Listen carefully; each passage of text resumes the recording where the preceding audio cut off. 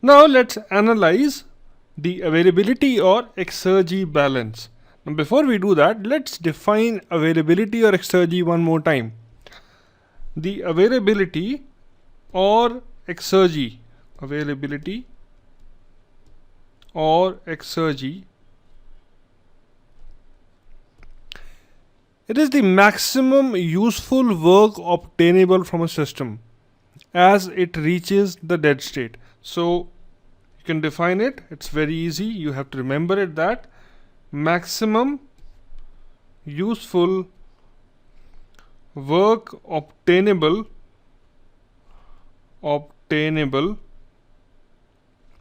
as the system reaches the dead state. Now what is dead state? Dead state is P naught comma T naught. Okay. Conversely, availability or Exergy can be regarded as the minimum work required to bring the closed system from the dead state to the given state. That is something that I should write down and you should note down. Okay. Or we can define it, availability or Exergy, as the minimum work required to bring a closed system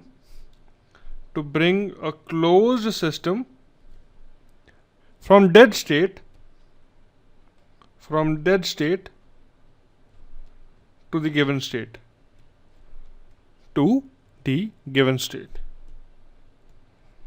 So you can define Exergy in any of these ways. So for example, you look at the first definition.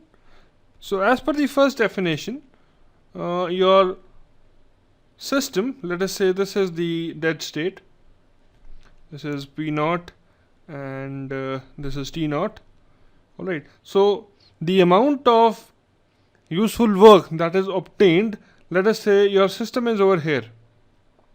Okay, so this is the present state of the system, and your system comes from this particular state to the dead state. So during this process, whatever maximum work that is given out, that becomes our Exergy. Or in the other way around, if the system is, let us say, at the dead state and I have to reach this particular state, okay, so the minimum work that is required to go from dead state to the given state, this is called Exergy as well. So one thing that you must always note and remember, that the value, so this is something worth noting down, that the value of Exergy, it cannot be negative. It cannot be negative. Alright, so this is something that you should always remember. Now if a closed system were at any state other than the dead state, the system would be able to change its state spontaneously toward the dead state. Okay, so this tendency would stop when the dead state is reached. So this is, but obviously, another way to illustrate this particular process, that is when you are at a state, when a closed system is at a state, okay, which is other than the dead state, then a spontaneous process happens and the system moves from this given state onto this dead state, and this spontaneous process stops once you have achieved the dead state. Alright, so no work is done to effect such a spontaneous change. Now since any change in state of the closed system to the dead state can be achieved with zero work, the maximum work cannot be negative. So I'll repeat this point again. So the point illustrates that, let us say your system is at this particular state, okay, which is something other than the dead state. So when your system starts moving towards the dead state, so that change of state from the given state to the dead state, so this process that is the change of state, this process is a spontaneous process. Alright, and this spontaneous process can be achieved by zero work. So because there is no work involved in this case, that is why the exergy cannot be negative. So this is something you should always remember. Now, while energy is always conserved, exergy is not generally conserved. So this is another point worth noting down. So this is in comparison to the energy. You can say that exergy is not generally conserved. So this is a very, very interesting point to note down. It is not generally conserved, but it is destroyed by irreversibilities. Okay, it is not conserved and it is destroyed by irreversibilities. Okay, so this means that when your system moves from this state to the dead state, the maximum work achievable is not actually maximum, because there are irreversibilities during that process. So the exergy is destroyed. Alright, so it is not conserved. Alright, so this can again be told that when a system goes from a given state to a dead state following a spontaneous process, okay, its exergy is completely destroyed without producing any useful work. So the potential to develop work that exists originally at a given state is thus completely wasted in such a spontaneous process. Alright, therefore at steady state, so this is an equation worth noting down, at steady state, alright, the exergy in is equal to exergy out. So the first equation is the exergy in minus exergy out. This is equal to 0. This is worth noting down.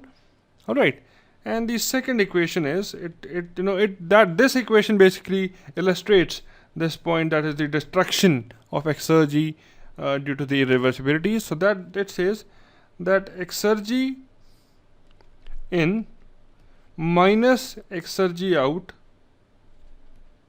Alright, so this is equal to exergy destroyed. Exergy destroyed. So this or these two equations are worth noting down for a steady state.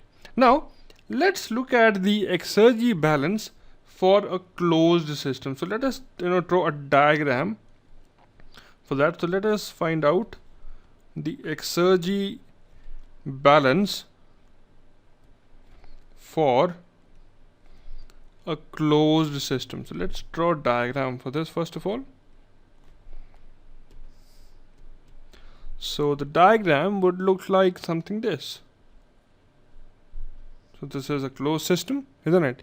So this is the boundary of the system.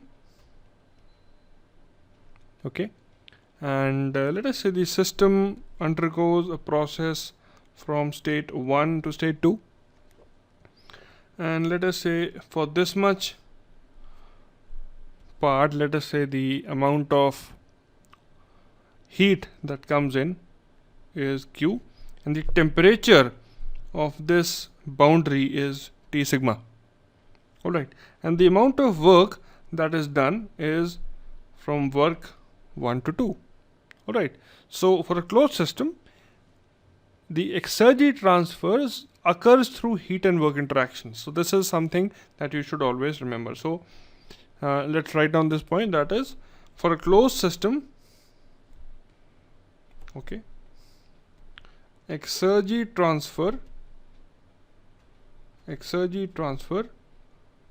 occurs through heat and work interactions with the surroundings. Now if you apply the first law of thermodynamics, alright, so let's apply the first law. So as per the first law, the difference in the energies of the system, this is equal to the heat that is transferred in going from state 1 to 2 minus the work done in going from state 1 to 2. Okay, so let us say this is equation number, or let's give it a name A. Now let's apply the second law. Alright, so the second law states that the entropy difference between the two states minus the entropy generation for a reversible process, this is equal to the entropy generated. Okay, so if you again look at this particular equation and multiply the whole equation by the temperature of the surroundings, that is T naught, so you would get T naught into S2 minus S1 minus T naught integral 1 to 2 dq upon T is equal to T naught into S generation, or the entropy generation. So let us say this is equation which is denoted by A. So this is equation A and this is equation B. Okay, and let's subtract these two equations. Okay, so when you subtract these two equations, you get E2 minus E1 minus T naught into S2 minus S1 plus T naught into integral 1 to 2 dq upon T is equal to integral 1 to 2 dq minus work 1 to 2 minus T naught entropy generated. So this is what you get after subtraction. Now you can easily bring this part on the left hand side, so I'll just cut it down from here and put it here. So this becomes T naught into integral 1 to 2 dq upon T. Alright, so let's combine this term and this term. So when you combine these two terms, so you get state 1 to state 2 integral.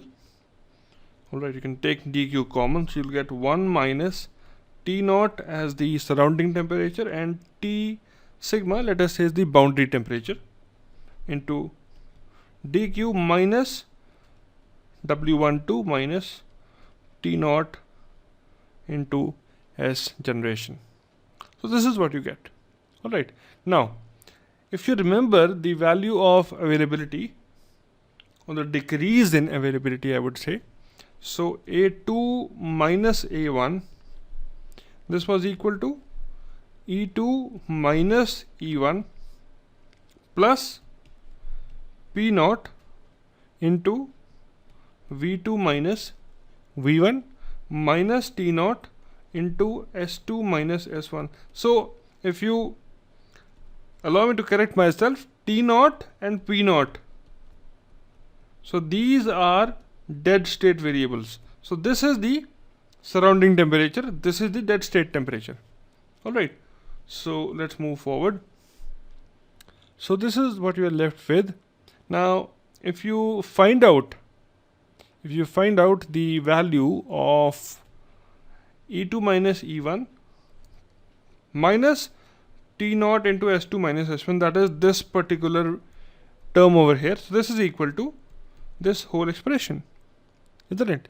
So this would come about to be integral 1 to 2, alright, 1 minus T naught upon T sigma into dq minus, you can combine this term and this particular term, so it becomes W1 to 2 minus P naught into V2 minus V1. Alright, so that is the expansion work by the system on the surrounding. So that is the atmosphere expansion minus T naught S gen. So this is what you get. Now if you define all these terms one by one, okay, so this term over here, okay, and then you have this term over here, then we have these two terms combined, and the last one is this. So the first term is the change in exergy, change in exergy. All right, the second term is the exergy transfer with heat. So this is the exergy transfer with heat. All right, the next term is the exergy transfer with work. So this is the exergy transfer with work, and the last term is the exergy destruction. So this is exergy destruction. Alright, so these are the terms in this particular equation. Alright, now for an isolated system, or before I go into that, let us generalize this particular equation in terms of rate equation. So if I write it down in terms of change of rate, this, that is the change in exergy, or the rate of change of exergy, will become, let's use some other color, it will become dA upon dt. So this becomes the rate of change of exergy. Alright, is equal to, so I'll replace the integral sign with a summation sign, into 1 minus T naught upon T sigma into Q dot. Now Q dot, it symbolizes the rate of heat flow, and this becomes the rate of exergy transfer with heat. Alright, minus, this becomes W minus P naught into the rate of change of volume, so dV upon dt. So this becomes the rate of exergy transfer as work, and where dV upon dt, this is known as the rate of change of system volume, the rate of change of system volume. Alright, and if you go to the last term, that is the exergy destruction, let's just put it as I dot, that is the rate of irreversibility, or you can say the rate of exergy loss due to irreversibility, and this can be put equal to T naught into rate of entropy generation. So this is this equation in terms of rate of change. Okay, now if I must go to a case where we have an isolated system. Alright, so for an isolated system, okay, so for an isolated system, if you look at this equation, let us say this equation is equation C. Okay, so the delta A, or the change in exergy, is equal to minus I, because for an isolated system, all these things, this becomes 0, this becomes 0, so the only thing that is left is the exergy destruction part. So now if you recall that since the irreversibility can only be positive, okay, so since the value of irreversibility can only be positive. The only processes allowed by the second law are those for which the exergy of the isolated system decreases. So this is a very, very interesting thing, that is, as per this equation, for an isolated system, because these two terms are 0, you get this thing. Alright, now because the irreversibility is always positive, the only processes that are allowed by the second law are those for which the exergy always decreases. So this is only true. So, or you can say this is the only true statement that is there. So this means that the exergy of an isolated system can never increase. So this means the exergy of an isolated system, so this is a point worth noting, isolated system can never increase.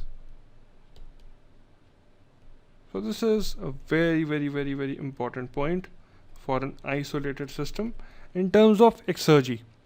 Now it is the counterpart of the entropy principle, which states that the entropy of an isolated system can never decrease. Okay, so this finishes the exergy balance of a closed system. I hope you understood the whole analysis and you would have noted down the important formulas. Alright, so after this particular analysis, let's move to the next analysis and talk about the exergy balance for a steady flow system.